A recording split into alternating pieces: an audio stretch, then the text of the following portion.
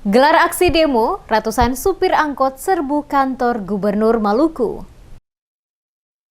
Ratusan supir angkot yang tergabung dalam Asosiasi Supir Angkot Kota Ambon atau ASKA menggelar aksi di kantor Gubernur Maluku Rabu 22 Februari siang. Ratusan supir angkot tersebut menerobos masuk ke halaman parkir kantor Gubernur tanpa bisa dihalangi, baik oleh personel Satpol PP dan polisi. Dalam aksinya, mereka menyampaikan 3 tuntutan kepada pemerintah Provinsi Maluku, yaitu penolakan pembangunan lapak dalam Terminal Mardika, persoalan transportasi online, dan masalah bahan bakar minyak atau BBM. Dalam aksi yang dipimpin Ketua Umum ASKA Paulus Nikiulu dan Sekretaris Umum Risman Latuheru tersebut, mereka mendesak Gubernur Maluku Murad Ismail dan Sekda Maluku Sadlile untuk bertemu para demonstran untuk menjelaskan tentang proses pembangunan lapak yang dibangun di Terminal Mardika. Menurut pendemo, kondisi Terminal Mardika yang semrawut saat ini sudah dibenahi oleh Pemkot. Namun anehnya terjadi pembangunan lapak-lapak pedagang di dalam terminal itu. Hal ini menurut ASKA semakin mempersempit ruang gerak para supir angkot untuk melakukan aktivitas di dalam Terminal Mardika tersebut. Saat melakukan aksinya, Asisten 2 Bidang Perekonomian dan Pembangunan Setda Maluku, Meikal Ponto, dan Kadis Perhubungan Provinsi Maluku, M. Malawat hadir menemui para pendemo. Namun ratusan supir yang berada di areal depan lobi kantor Gubernur Maluku menolak. Mereka menginginkan agar Gubernur atau Sekda menemui dan menjelaskan terkait persoalan yang dihadapi para supir angkot saat ini. Dalam aksi tersebut, ASKA juga mendesak pemerintah provinsi menghadirkan Pertamina untuk menjelaskan terkait persoalan BBM.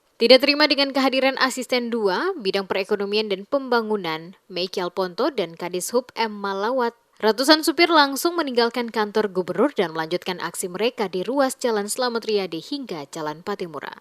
Terkait dengan pembangunan lapak di dalam terminal. Terminal itu sendiri merupakan wilayahnya, tempatnya kami angkutan umum untuk beroperasi. Tempat naik turunnya angkutan umum menaikkan dan menurunkan penumpang di sana. Kenapa pemerintah kota sudah melakukan satu tindakan yang begitu baik dengan pembersihan di dalam terminal itu sendiri, tapi pemerintah provinsi tiba-tiba mengambil alih untuk membangun kembali. Itu yang kami bingung juga. Pemerintah kota yang sudah mengambil langkah, kami sudah memberikan apresiasi begitu baik kepada pemerintah Kota Ambon. Tapi ternyata pemerintah provinsi bisa melakukan pengambil alihan untuk pembangunan lapak tersebut. Ada apa di balik itu?